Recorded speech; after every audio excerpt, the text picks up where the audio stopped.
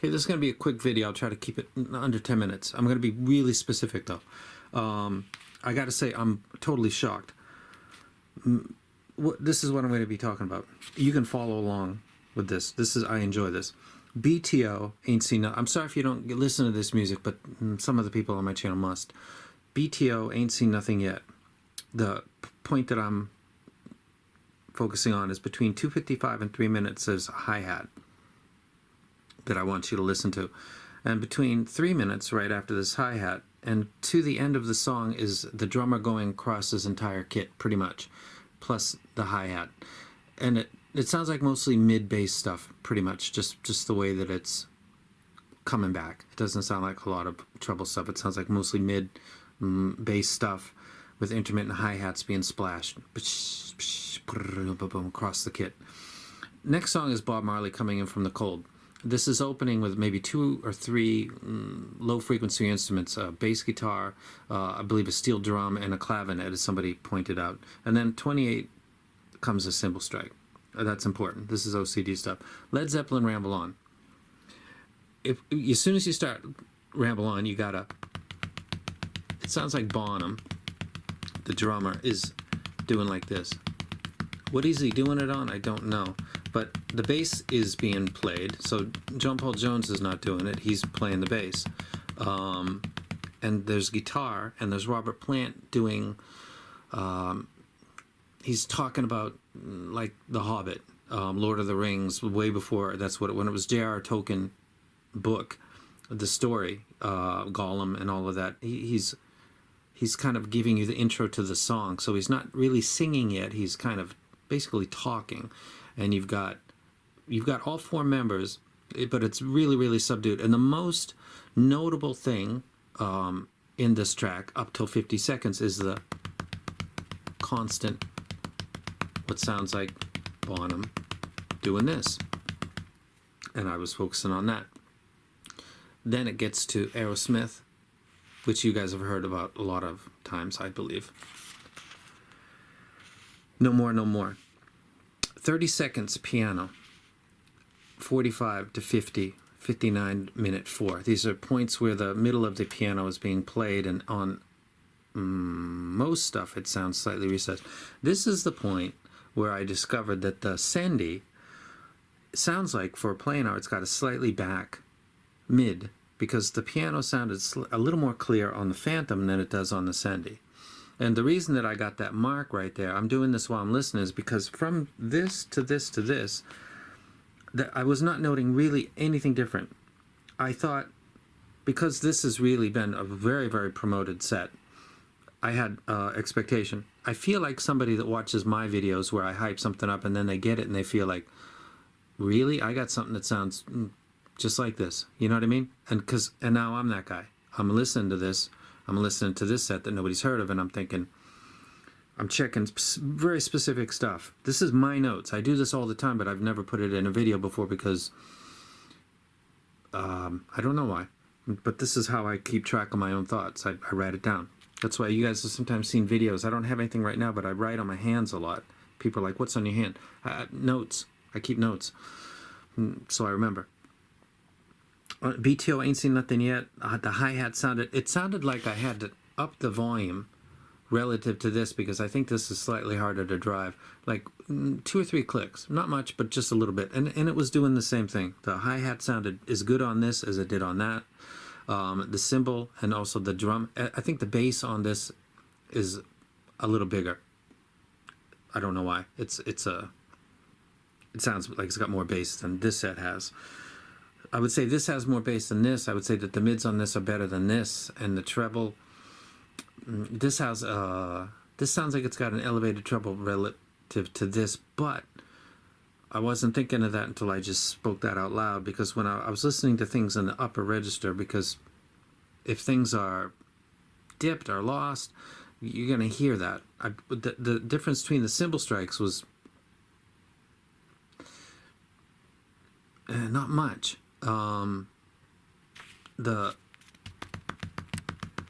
Which you think that's not a big deal. There's a lot of stuff that sounds. Led Zeppelin, God bless them, and I'm listening to the remaster, by the way.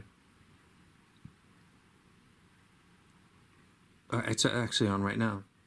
Can we get this one? It's almost at the end. So this is the remastered version of Ramble On. The regular version is really not that great. They had to do some remasters because Led Zeppelin. Here's my point. I told you guys before that the seller and the manufacturers and how there's kind of a difference because you're supposed to really kind of give feedback. And I said by mail, this is really, really good, yo. But the packaging and presentation of this is really good. Though I will say that this headband, it's strong, but this is not my thing. It's a nice build and everything. That's not my thing. I actually prefer this. I'm a simple man, I guess. And when I put this on my ears, I hear everything as good as... It doesn't block sound out at all. This does a little bit, or it's the pads and the cushions. I don't know. This is more comfortable. These are both balanced, by the way. This comes with a 4.4 cable. So what I said was, I'm shocked because on the Sonics, if I were A/B-ing these things with this and brought this to the store, I'd end up walking away with this because of that piano. All else being equal, and also it's more comfortable for me personally. But this thing comes with a 4.4 cable, and the case is boss. And they said, we're going to source a cable, and I said, well, that's fine. Anyway, as it sits right now, by the way, this is cheaper than that is. I'm not rich. Money equals quality that doesn't really register. The presentation of the Sendy is fucking boss. I'm going to be doing a video. I'm a big fan. Don't get me wrong at all. This case is dope. Love it. Love it. Love it. It comes with this cable. You fucking kidding me? Love it. So I said, you're getting beat in presentation. And how important is that? It's very, really important. Functionality, that this has got a 4.4. Planars need power, so as soon as you go right out the box, you're getting what you need. So this is going to come with a 2.5 or 4.4. I don't know yet, but it's going to have to come in. I've already been told it will in fact come with these pads, the other pads, and also a balanced cable. I don't know which one yet. But they wanted feedback, and I said that they're aware of this set, of course, because they know who sells it, and it's famous. And I said I would take this set over that set, honest to God. But presentation is important, and so they said, well, hold up on the video because I haven't sorted out the cable yet. And I thought, nah, it's my channel. So I'm gonna do a more. What are we? 8 minutes in. I'm gonna do a proper unbox. I just need to put it back in, and I'll do an unbox of it. Or I'm gonna do a review of this anyway. I like it a lot. I think it's fantastic. I like this better though, and I was expecting. This is my personal expectation based on the videos that I'd seen, that this was going to be better, and it was going to come down to how much better was it. And then I by keeping my notes, I could say, okay, but this, and then on this, it depends on if you like something that's slightly darker or more relaxing, you might like this set. If you like something that's more intense, and you might like this set. But sitting down and listening to, not overwhelming you with info, giving you specific songs and timestamps, this is what my brain was sorting out. Everything else in between was even the stuff that would be technically standing out would be like cymbal strikes. I repeat that all the time because splashes and crashes and a cymbal that sounds like it lives its life till it's gone, and another one that sounds like it's either just a really bad sonic event or it sounds like it's slightly cut off. Cymbals serve a great purpose for me. I didn't note Bonham's hand tapping so much until I wanted to listen to this. I wanted to listen to Robert Plant's vocals, but it took me in as soon as I got into the song, and I'm listening to, actually it was more like, if you listen to Ramble On. And Robert Plant was pretty much a wash on these, though he sounded, but this could be because of the Aerosmith song. Slightly back. I can't, I didn't write that down, so I'm full of shit.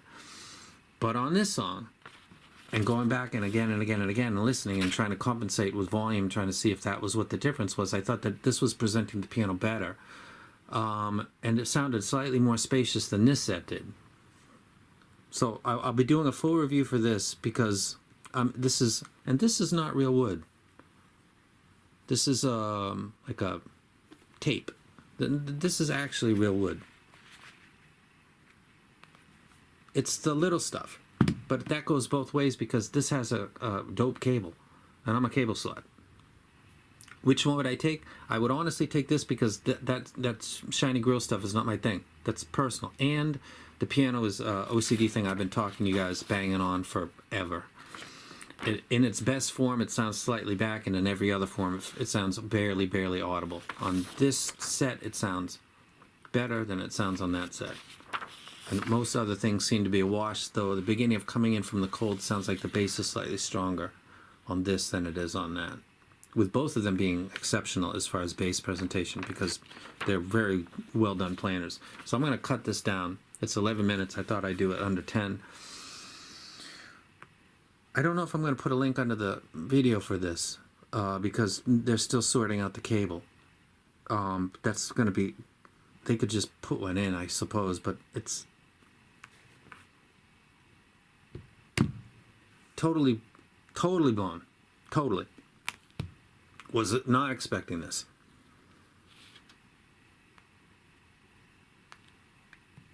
Don't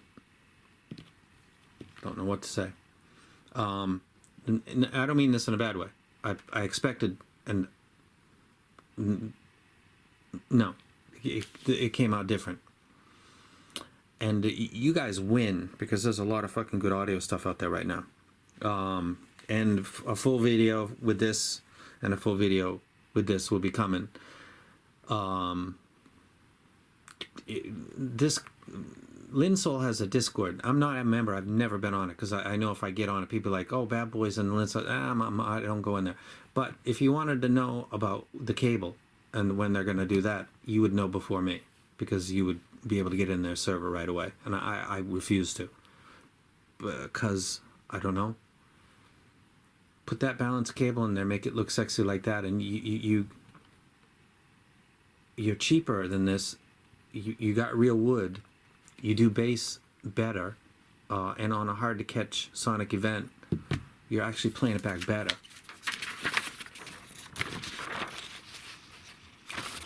Here's what I'm wondering, while I'm being totally honest with you guys. These pads, I don't know what these have got to do with it, because I got 2 of these, and one of them came with a pad that's more furry. It's almost like dog fur. I didn't like the sound of it. And that's when I said, man, the pads that was sent on the first one, those are melt on your head. And they seem to like block out everything. The sound sounds better. So, you know, they talk about tips making a difference with IEMs. I'd forgotten how much pads are even bigger of an issue when it comes to headphones. Switch those pads, man. If you ever did get these and you get the furry stuff, it'll come with these. Put these on right away. My thoughts are with this set of pads and with the stock on the Sendy. I don't know what these would sound like with other pads. Perhaps better than already the great sound that they put out. So I'm out of here. I just added like 4 more minutes on. When companies are competing against each other, so if you're thinking, oh, whatever it is you're thinking, when companies are competing in this way, they put out a product that's really excellent, that they're putting out a product, they're trying to compete with it. The winner is you, because why would they put a balanced cable in it? Well, because they do. And if you want to keep up with the Joneses, you got to do like the Joneses. And ladies and gentlemen, the Joneses, fucking wow. Very good stuff. I'm out. I'm starving. I gotta go eat some chicken. I got chicken waiting for me. I'm out. Shows live on stage for hoes yelling my name. To be precise, ripping mics